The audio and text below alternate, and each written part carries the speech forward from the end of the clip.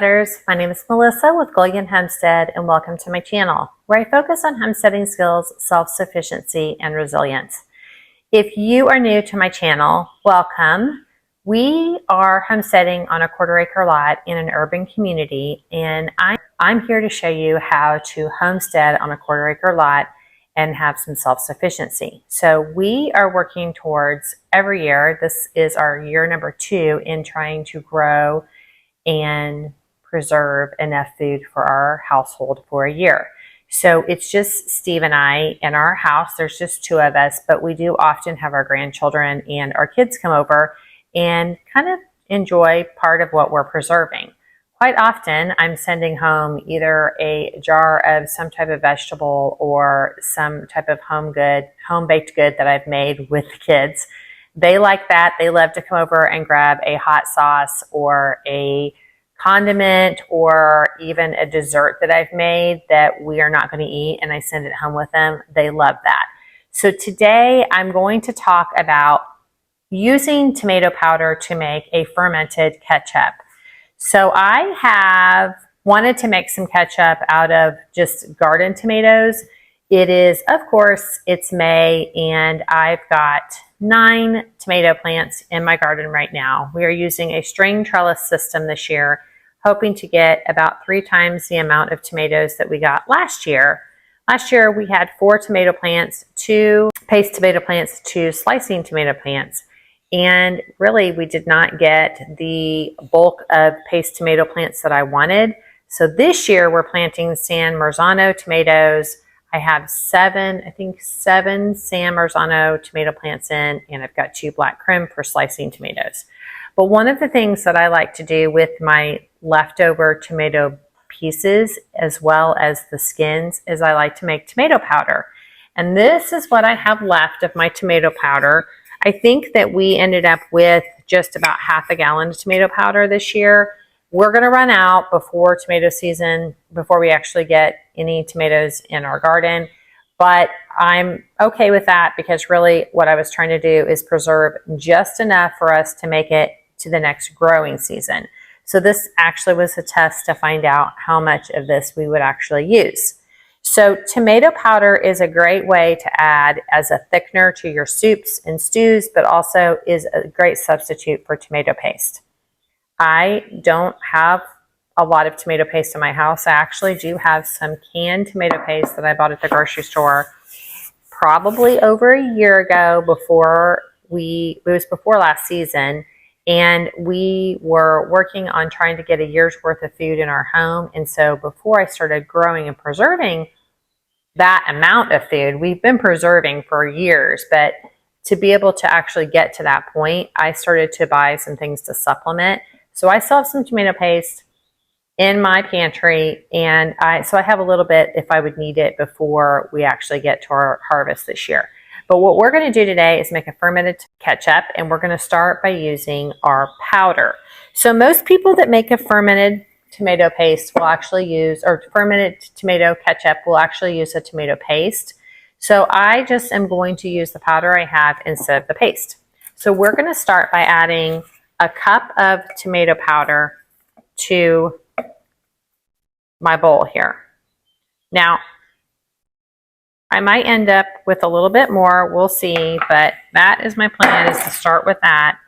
I have there are some seeds in here, I think. Next year I'm going to do something a little bit, this year I'm going to do something a little bit different with my tomato powder, because I have an actual food sieve this year that's actually going to pull all those seeds out. I didn't have that last year. I did everything by hand, and it was a little tasky. But this year I do have an attachment for my KitchenAid that actually will do all of that for me, and that is going to be very, very helpful. So we are going to start with a cup of tomato powder, and then I'm going to add some water. But I think we're going to probably end up putting this in the food processor just to get it nice and blended, and really, so it's blended really well. So let's get that and pull that out. Okay, so I have a Cuisinart food processor. I love my Cuisinart. I use it for lots of things. It has the slicer and dicer attachment for this. So if you are one that loves diced up vegetables. It's great for preserving. This is just, in my opinion, the perfect addition to your kitchen. So I'm going to start with a cup of powder and then half a cup of water. And let's see the consistency, see if we get what we want.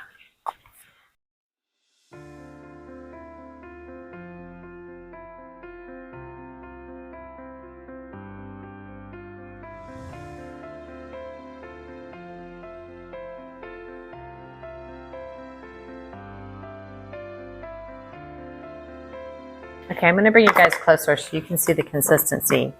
It's pretty dry, so I think we're going to add some more. We're going to add some more water. But let me show you. Okay, so here you can see it's real powdery. It's not really ketchup-y at all. That's for sure. So we're going to go ahead and add some more water to that and see if we can blend that down and get it more of the consistency of like a tomato paste. We'll throw another cup of water, or half a cup of water in there.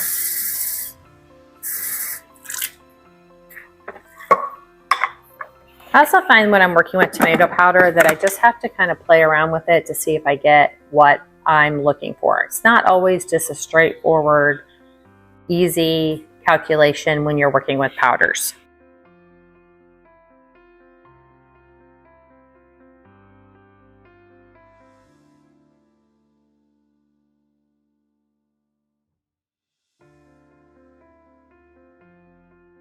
Okay. So our tomato powder is starting to come together. The other thing I will say about tomato powders is the longer you let it sit when you're doing this, the longer you let it sit, you get more of it rehydrates. So it takes a little bit for it to kind of absorb some of that water. So this is what we have right now. It's very pasty. It's a very paste-like consistency. And I'm okay with that. I think that's good for right now. I'm going to add some other liquids to it. If we need to add some more water to it later, we can do that. So let's go ahead and move on to the next step of this fermented ketchup made with your tomato powder. We're going to use maple syrup today, so we need 1/3 of a cup of maple syrup for this recipe.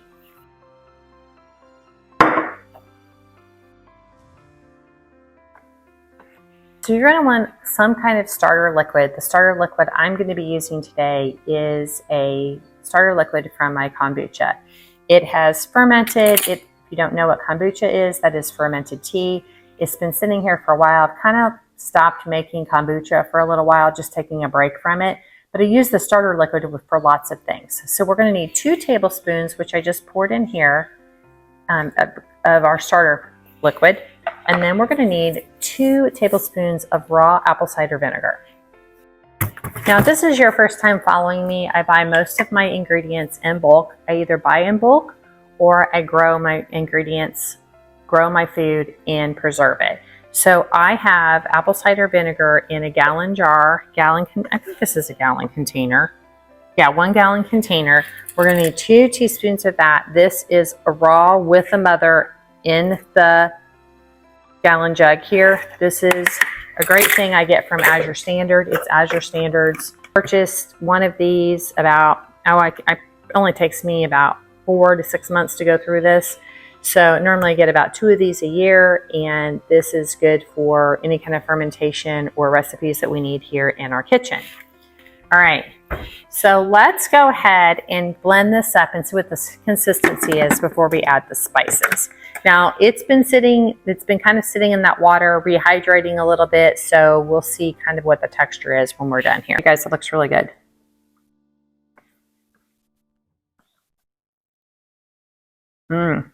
Yeah, looks great. I'm going to add a little bit more water just to thin it out a little bit.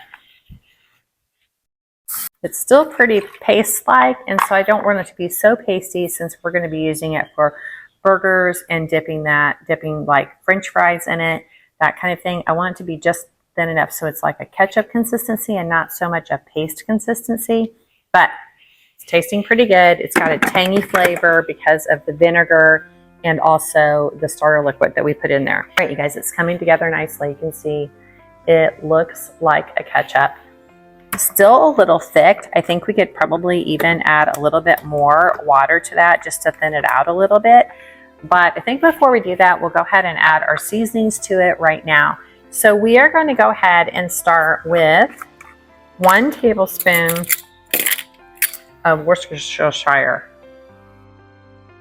Hard to say sauce. I am terrible at saying that. I've been terrible at saying that my whole life. This is what I have left over that I've had for a while, but I just purchased a ½ gallon of this from Azure Standard, and I'm pretty excited about that because it is a bulk price and it was much cheaper than buying it from the store. But this is what I had left over in the fridge that I had for a while. I had it in my had it in my pantry, then we used it, put it in the fridge. So we're towards the end of that, and then we're going to get into the new stuff that I bought from Azure Standard. So 1 tablespoon of Worcestershire sauce. Then we're going to throw about a teaspoon of salt in there. And I use Redmond's Real Salt, which you can also get from them and can get that from Amazon as well. We're going to add a little bit of cinnamon, and I'm going to see if I've got some ground cloves. If you are new to my channel, you might not know, but I have a spice pantry. Let me show you my spice pantry. But this is my spice pantry, and I have 2 drawers that are here in this cabinet.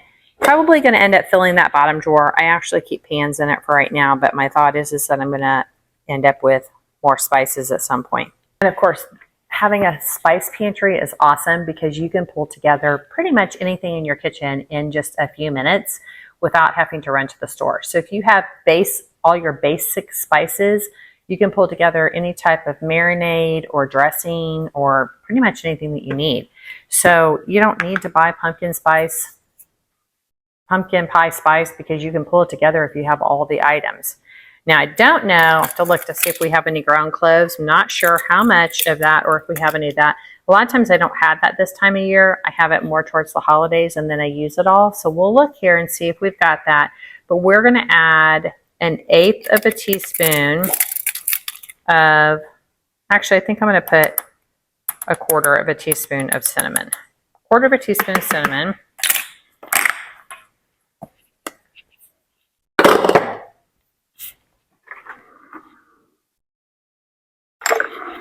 And I do have a little bit of ground cloves. Now, I don't use ground cloves that much, so I have a small container of that.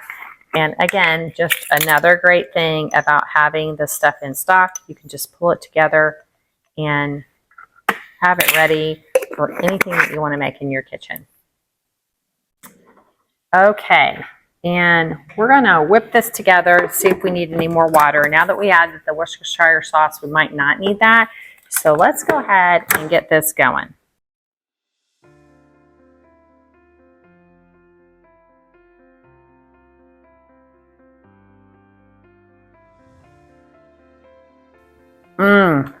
Oh my gosh, it's so good.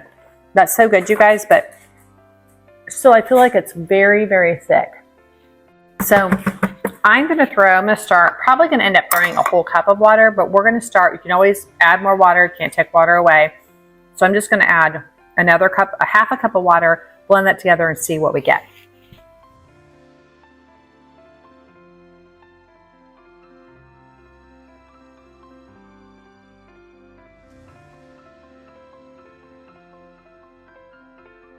All right, let's add another ½ a cup.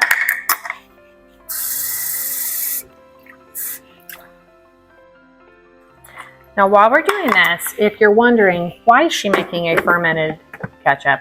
What's the point in fermented ketchup? Why not just make a regular ketchup? Well, the great thing about a fermented ketchup is, first of all, there's way more flavor in this ketchup than there is in a regular ketchup. That's the first reason. The second reason is that good bacteria for your gut in a starter liquid from kombucha. That's one of the reasons I have kombucha around here. It kind of helps, it does really help with our bacteria and our flora in our gut. It's like having yogurt has those same types of bacteria. Those are really healthy for your gut as well. So it's just a great way to introduce another fermented food or another type of healthy bacteria into your diet with some other foods that you're eating. Using that for condiments, you can actually make fermented mustard, fermented mayonnaise, and fermented ketchup. You can do a fermented hot sauce. There's lots of things you can do with ferments. I'm going to be doing more ferments here in my kitchen as the season goes on. I'm excited to experiment with even more things, but for now, we're just going to stick with the ketchup today. We're going to talk a little bit more about tomato powder here in a moment.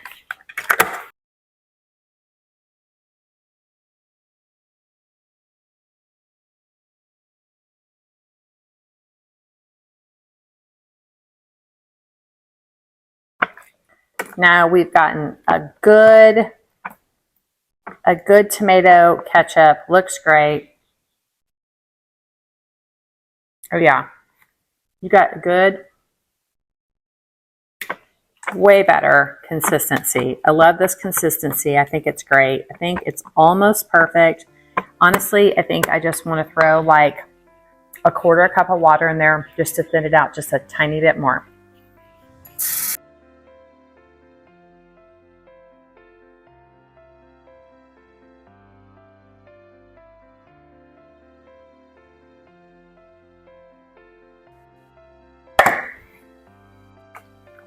Yes, that's perfect. So let's pull the blade out of here. And we'll see how many jars of this we get. Now the great thing about this recipe is we're going to set this in a dark closet for a couple of days before we put it in the fridge. But this will last for 6 months in your refrigerator. And Steve and I don't eat a lot of ketchup, so actually 6 months worth of ketchup is probably more than enough for us. And then when this is done and I'm out of this ketchup, then I will just make some more with my tomato powder. Which brings me to tomato powder. Let's talk about the versatility of tomato powder in your kitchen. So if you don't have a lot of room or space in your kitchen to store canned goods, great thing to do is to take your tomatoes, dehydrate them either in the oven. You can also dehydrate them out in the sun, and you can dehydrate them in a dehydrator. Then you can actually grind that up in a food processor and store your powder in a container like this. Now, it's super important to get all the moisture out so that you don't have any chance of any bacteria growing in your powders if you're going to use powders. You can use powders for you can do green bean spinach powders, you can do tomato powders, you can do pretty much any type of powder you want, which would work great for a thickening liquid in any of your recipes that you would like.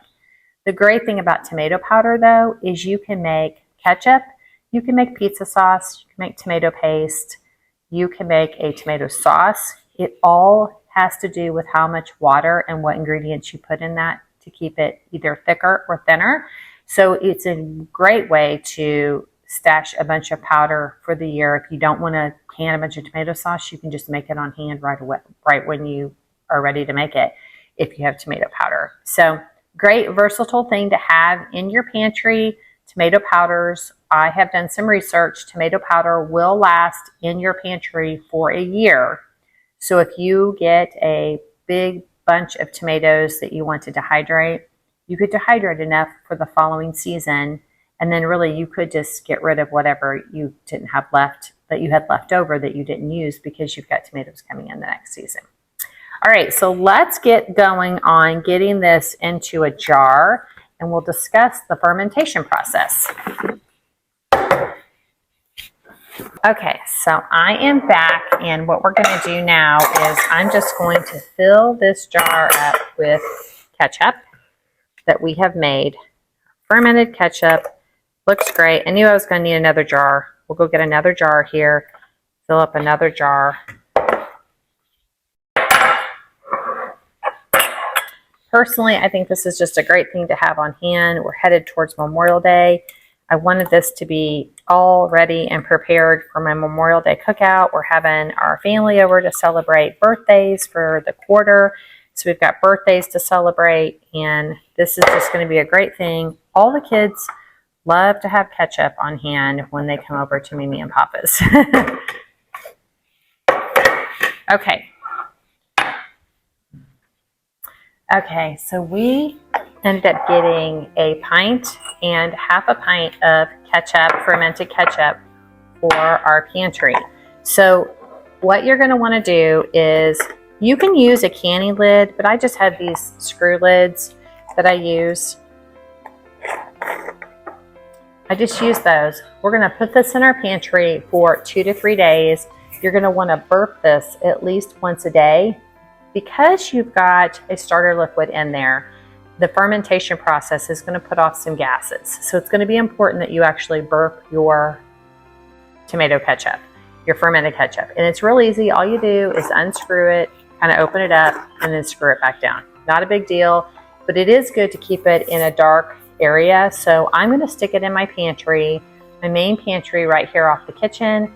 I'm going to put this in the pantry for the next 2 to 3 days.